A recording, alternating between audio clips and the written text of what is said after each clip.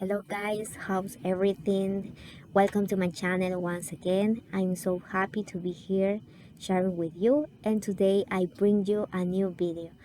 I bring you a different video from the others, and I hope you enjoy it because I will read a reading for you, and this read is titled like You're Not Your Mind. Okay? You are not your mind. The greater obstacle to enlightenment. What is that? A beggar had been sitting by the side of a road for over 30 years. One day a stranger walked by, spurred some change, moved the beggar, mechanically holding out his old baseball cap. I have nothing to give you, said the stranger. Then he asked, What is that you are sitting on? Nothing, replied the beggar. Just an old box. I have been sitting on it for as long as I can remember. Ever looked inside? Asked the stranger. No, said the beggar. What is the point? There is nothing in there. Have a look inside, insisted the stranger. The beggar managed to pry open the lid. With astonishment, disbelief, and elation, he saw that the box was filled with gold. I'm a stranger. I'm that stranger who has nothing to give you and who is telling you to look inside.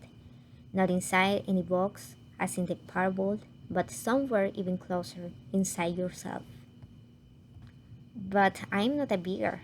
I can hear you say, those who have not find their true worth, which is the radiant joy of being and the deep, unshakable peace that comes with it, are beggars even if they have great material wealth. You are looking outside for a scrap of pleasure or fulfillment, for validation, security, or love, while they have a treasure within that not only includes all those things, but is infinitely greater than anything the world can offer. The word enlightenment conjures up the idea of some superhuman accomplishment, and the ego likes to keep it that way, but it is simply your natural state of felt oneness with being. It is a state of connectedness with something immeasurable and indestructible, something that, almost paradoxically, is essentially you and yet is much greater than you. It is finding your true nature beyond name and form. The inability to feel this connectedness gives rise to the illusion of separation from yourself and from the world around you. You then perceive yourself consciously and unconsciously as an isolated fragment.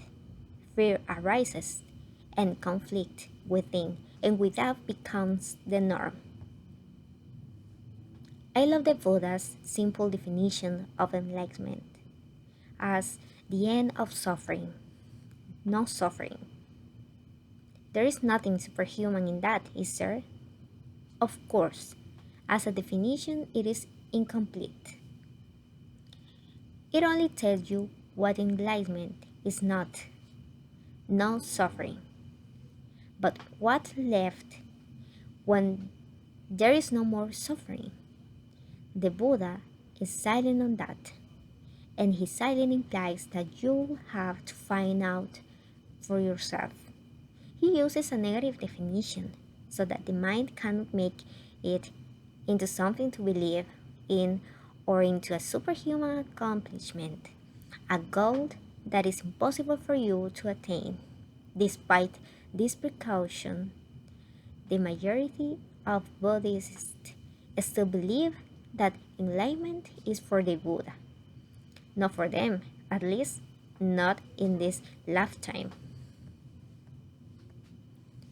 You used the word being. Can you explain what you mean by that? Being is the eternal, ever-present one life beyond the myriad form of life that are subject to birth and death. However, being is not only beyond but also deep within every form at its innermost invisible and indestructible essence. This means that it is accessible to you now as your own deepest self, your true nature. But don't seek to grasp it with your mind. Don't try to understand it. You can know it only when the mind is still, when you are present, when your attention is fully and intensely in the now. Being can be felt, but it can never be understood mentally.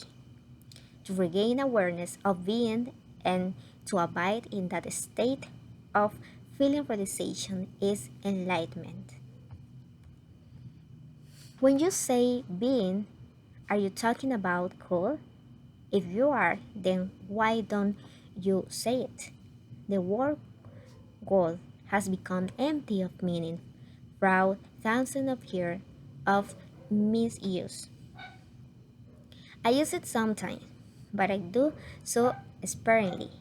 By misuse, I mean that people who have never even glimpsed the realm of the sacred, the infinity vastness behind that word, use it with great conviction as if they knew what they are talking about, or they argue against it, as if they knew what is that they are denying.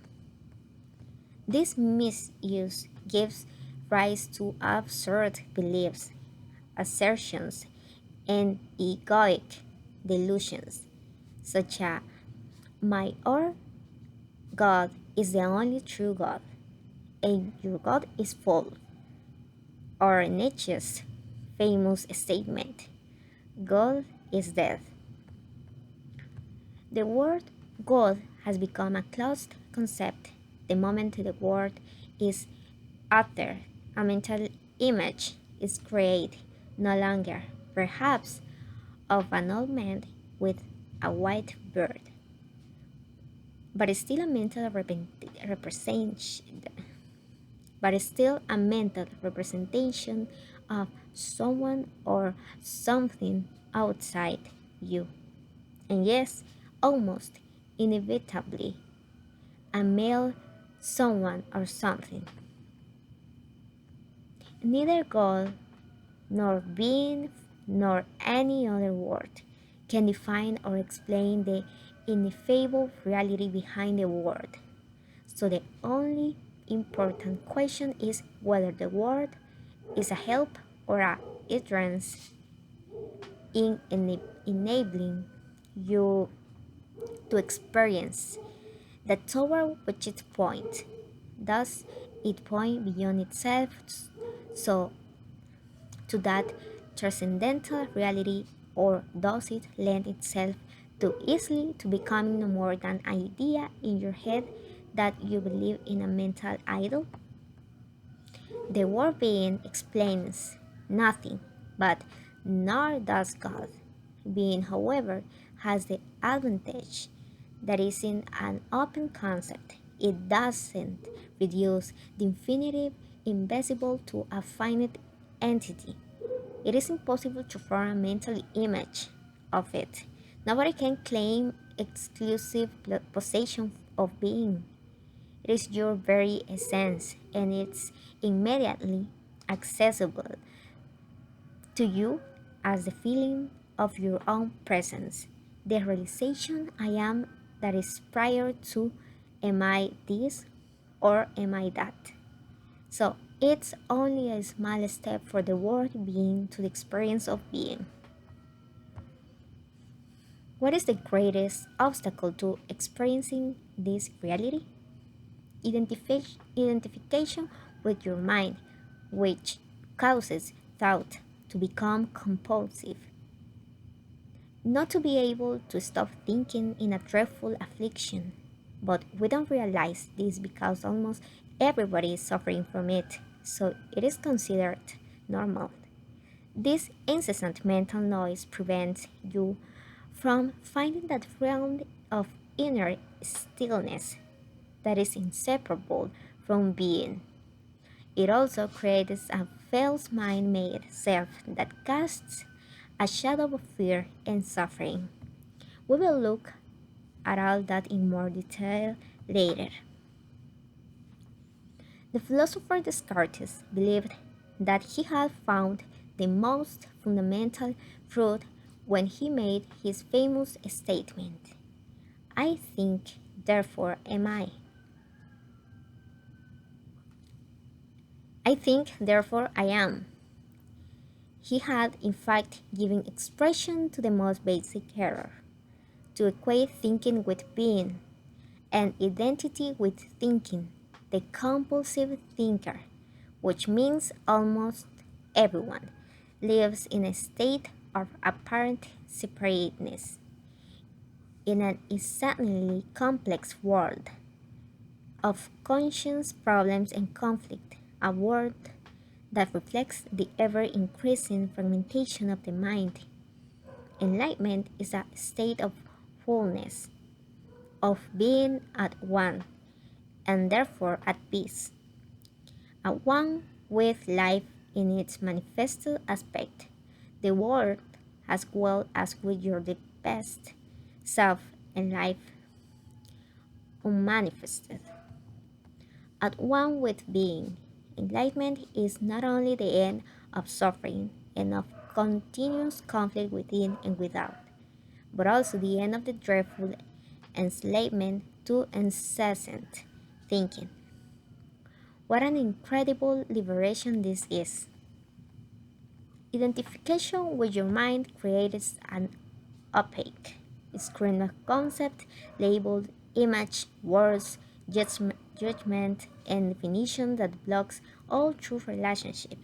It comes between you and yourself, between you and your fellow man and woman, between you and nature, between you and God.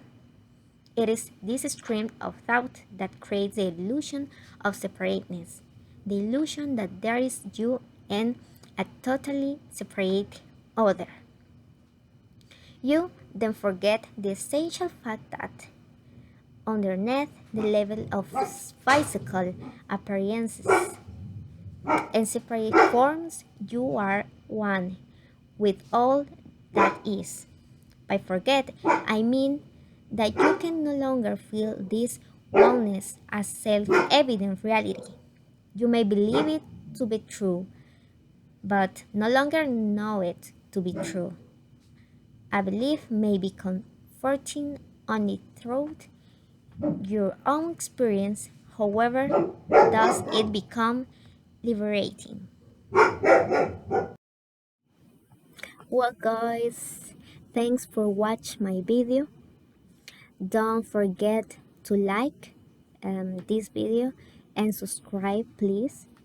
And well, I hope you enjoyed this video and this reading. And you can comment with your opinions about this reading, and I will see it tomorrow. Well, it's all for today, and have a good day, guys. Bye.